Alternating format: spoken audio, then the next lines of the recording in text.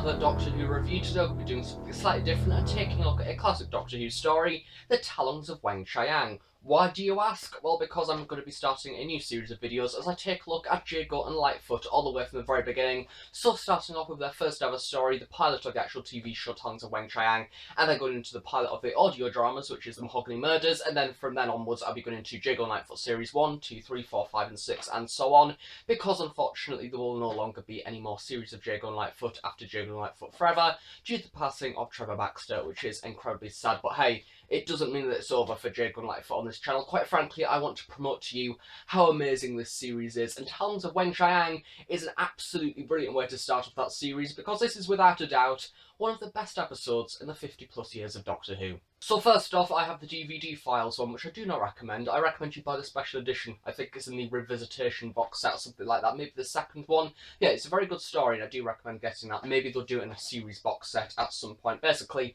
if you've not seen the Talons of Weng-Chiang yet in your life, it's one of those episodes of Doctor Who that you just need to see. It's from the 4th Doctor era, and it is of course alongside Leela as well, and does introduce Jago and Lightfoot for the first ever time, as well as Magnus Greel, Mr. Sin and Lee Chang. This episode is written by Robert Holmes, which is a notorious Doctor Who writer. He's wrote a lot of different episodes of Doctor Who, and it is of course directed as well and produced by Philip Hinchcliffe, which is a specific era of Doctor Who that is known for being incredibly sort of gothic horror kind of. We have episodes in there such as the Horror of Fang Rock, which is a rather dark one, and the Talons of Weng-Chiang is definitely one of those stories as well, set within Victorian London, and it is an incredibly dark story. Actually, every single scene in the story is pretty much dark. There is only a few occasional moments where you see glimmers of daylight coming through, which really adds to the story being atmospheric, and you really do believe that this is in fact set within Victorian London. So briefly taking a look at the 4th Doctor for this release, as well as the companion Leela, I really did enjoy the 4th Doctor throughout this story. Oddly, I actually watched this episode with my parents, and they sort of said about how Tom Baker is in fact a Doctor that is very comedic. He doesn't exactly play it very straight, and I think that is something that I kind of seen throughout this episode.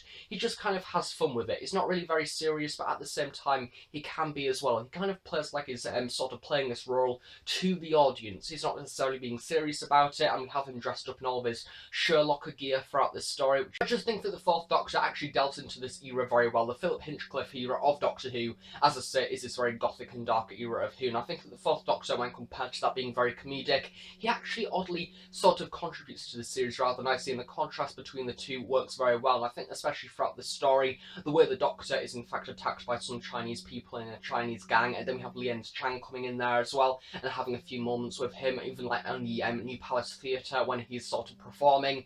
He interacts with the 4th Doctor, which is just excellent. And then we have Louise Jameson as well as Leela, who once again contributes a really nice and sort of odd contrasting divide between the actual people throughout the story from Victorian England Doctor, and sort of giving this outsider feel because she's from the tribe of the Sever team. She's never really seen actual Earth before, doesn't really understand the customs very much, and she always talks like, I can smell death and things like that, and I know the look of death, and sort of no different sort of attacking phrases. And to be honest, she's well equipped for the grim depths which is Victorian London, which I think is a perfect setting for her. So she does once again really nicely contribute to this story, dressed in period dress, which is really nice. And yeah, I think that she in fact gets along well with Jago and Lightfoot as well, which is something that is very obvious because she then returns to Victorian London, I do believe in series 4 or 3 of Jago and Lightfoot. So you know, you can kind of tell there's going to be a relationship with them at some point in the future. Moving on to the reason why this review actually exists, taking a look at the two main characters for me, it is of course Professor George Lightfoot and Henry Gordon Jago, and to be quite honest,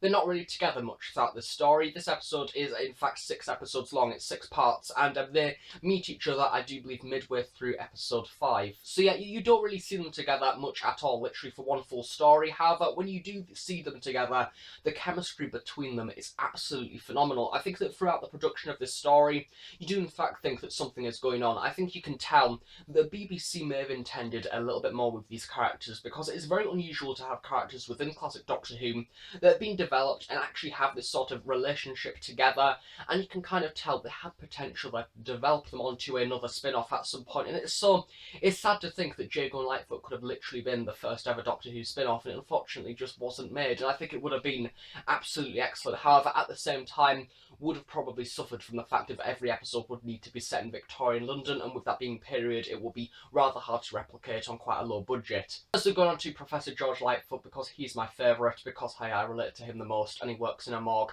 I don't work in a morgue, by the way. That sounded like I did. But yeah, he just works in a morgue. He's kind of like a person that looks at dead bodies. Once again, I don't do that, but I kind of feel I relate to him on a personal level because he just has some brilliant one-liners in there, and he kind of is incredibly serious, but at the same time is sort of, once you get to know him, quite funny and kind of opens up a little bit more, and he's a little bit sort of reserved to start with, and I think that his character is wonderful. The way that he actually has sort of been brought up within China, meaning that he has a personal connection to this actual story, and Li-Heng-Chang is sort of the black tongue of the scorpion, and sort of Magnus Greel in there as well, and it kind of means that he has this backstory, and you see when he meets Leela that she is incredibly different when he invites Leela around to his house to have supper, and she just picks up a massive chunk of meat and she starts sort of gnawing at it pretty much like a savage, very much like how she is. Lightfoot doesn't think, oh, she doesn't really have manners. She's of course shocked by the situation, but what he does just to make Leela feel at home is also pick up a chunk of meat and then start gnawing at it like how she is, just so they could kind of be the same and sort of relate on that personal level. And I do really like that. I think that shows something within Lightfoot at the very start that is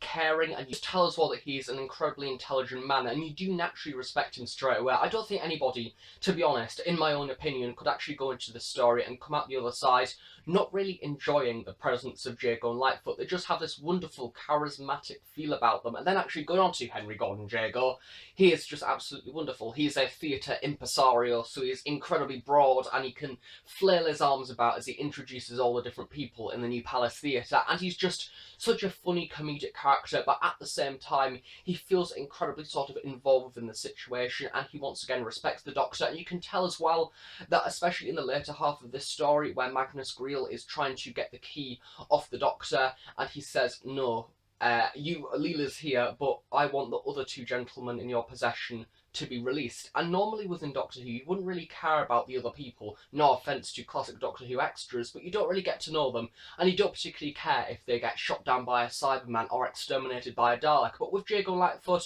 you could tell from the very beginning that the relationship between them as well as the Doctor, there is something there. There is that respecting bond, because they both go between each other and actually sort of respect each other on that personal level, and I think that's just magical for this story. And actually, Christopher Benjamin as Jago as well, he just has some wonderful moments throughout this story. You do like him straight away. He's one of the first moments you see in this story, one of the first scenes, him sort of walking around the theatre saying absolutely splendid and all of that, and sort of good haha with his like cigar, and then going to his sort of stage manager called Casey, and them just saying about how unusual things are going on in the theatre. He's kind of got that innocence and childlike character behind him, but at the same time, he's intelligent and you wouldn't really want to cross him. He's people that is kind of a little bit of a grandfatherly figure where you can tell that they are comedic and funny and have that sort of childlike feel about them, but at the same time, you know that if you upset them or angered them in any way, they would definitely have a severe bite, and I do really like that. Taking a look at Li-Heng-Chang, Magnus Greel and Mr. Sin, of course, all a part of the Black Tong, or the Tongue of the Scorpion even, sort of a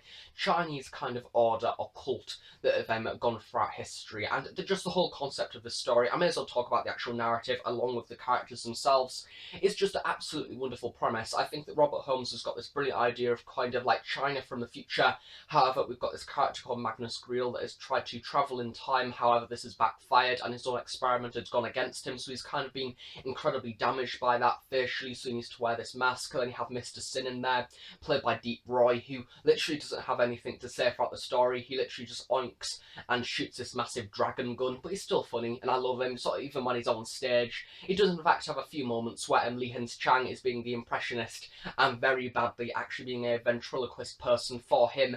And yeah, I think that Mr. Sin's good, he's eye-catching, he does have a few nice moments, and Li-Heng-Chang is basically the servant that has been caught up in the situation and kind of sees Magnus Greel as this godlike figure, and he kind of believes that he is all good and all amazing and he can't do anything wrong, and by the very end that kind of backfires, and Li-Heng-Chang ends up sort of getting on the receiving end of Magnus Greel's sort of revenge in a way. And I think I sort of felt sorry for Li-Heng-Chang at the very end, but at the same time I felt like I knew the plot, I knew the narrative, and I kind of felt like I was engrossed within the story, which is rather unusual for a Doctor Who baddie, especially one such as Magnus Greel, which is your stereotypical baddie in dark clothes that literally laughs evilly at everything and sort of waves his arms about whilst using his alien technology.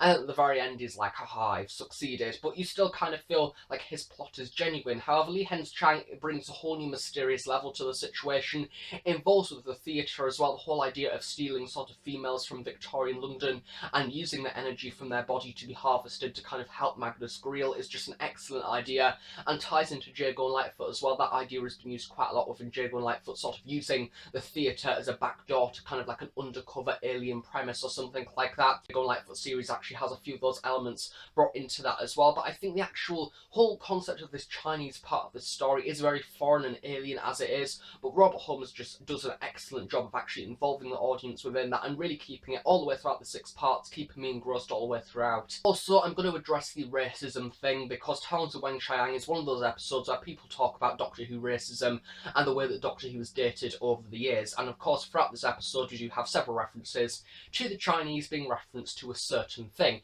and yeah, it's not nice, it isn't, but at the same time, it's 1970s Doctor Who. It's, you know, it's anything related to BBC in the 1970s. You naturally had people sort of discriminating against ethnic minorities within 60s and 70s Doctor Who. It's something that does come with the consequence of TV shows, and that is something that you expect from absolutely everything. Things date over time. It's like in Series 1 with Christopher Eccleston, where Rose says to him in the Slovene two-parter, when they're on top of the roof just before the Slovene spaceship comes along, Rose Tyler openly remarks that the Doctor is acting a bit gay, meaning he's acting a bit sort of weak and sort of not really very sort of manly in a way, and that is just seen as an insult back then. But now if that was used in TV today, there'll be absolute uproar about that, because that is an offence. However, it was one that was seen as acceptable at the time, but now, even just 10 years later, it's not exactly something that's appropriate. So it's wrong, but I just expect it from classic series Doctor Who. Well, I don't expect it, I just kind of deal with it in classic series Doctor Who, because I kind of understand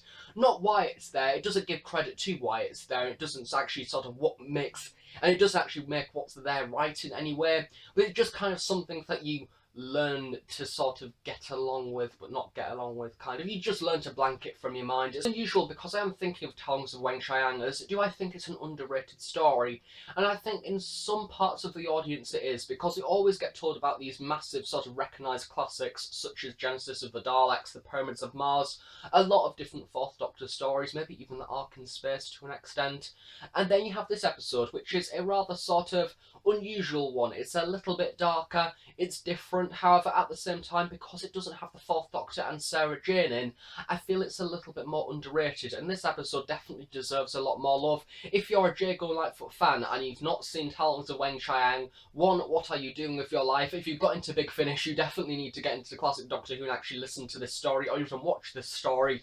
And to be honest, after hearing Jago and Lightfoot for absolutely years now, probably 3 years in fact, and just hearing their voices, actually seeing them visually in person, can tell how well they've replicated that for the actual audio drama series. And I think that just the way that their relationship has blossomed from the very beginning, even to the fact that the opening scene at the very end of the episode when the TARDIS disappears is Jago and Lightfoot there on the street, sort of having their battle-worn clothing from that episode, even with their slings sort of around their arms, and they just kind of look at each other and think, well, that was magical, wasn't it? And then they just look at each other, and you could just tell something was meant to happen after that. They intended for something to happen, but unfortunately, it took until 2010 for that to really happen. But when it did, it was bloody magical. That's that for Talons of Weng-Chiang. As a Doctor Who story, it is absolutely superb. It's one of my favourite ever Doctor Who stories. And if you've not seen it, if you're a classic fan, I'm judging that you've probably seen it anyway, because it is literally a notorious classic. But if you haven't, if you're a new series fan, I do recommend it. Even though it's 6 parts long, it may be a little bit daunting, but just give it time to settle in, I guess. You can sort of start the story and think it is a little bit of a slow burning one. However, I do find myself getting into this one quite easily. However, because it is a classic story, it won't be for everybody. If you're a big Finish fan, especially a fan of Jago and Lightfoot, then of course I do definitely recommend it for you. And yeah, it's just so lovely to see where the relationship of Jago and Lightfoot first ever started. So yeah, one of those episodes that I highly recommend. And that brings to the end the only ever Jago and Lightfoot visual TV episode review, which is quite sad. I'm half tempted to actually name this a Jago and Lightfoot review as opposed to Doctor Who, because that's what it is to me, to be honest. It's the pilot of Jago and Lightfoot not a Doctor Who story. That's that for this review. Next up in the Jago and Lightfoot series of reviews, I will be taking a look at Big Finish's first ever take of Jago and Lightfoot in their version of the pilot, The Companion Chronicle, which is the Mahogany Murders, and this is an episode that reunites Jago and Lightfoot after the events of the Talons of Weng-Chiang a few years after. So that'll be incredibly exciting. Then, of course, after that, I'll be going into Series 1, so it'll also be exciting as well. So I'm currently listening to that one right now. So I guess I'll see you then. And to be honest, even if you've not seen Jago and Lightfoot, I do recommend watching those reviews because I hope to convert you all into Jago and Lightfoot fans, because you probably and hopefully won't regret it. So thanks for watching this review. I guess I'll see you all in another Doctor Who video at some point in the near future. Bye for now.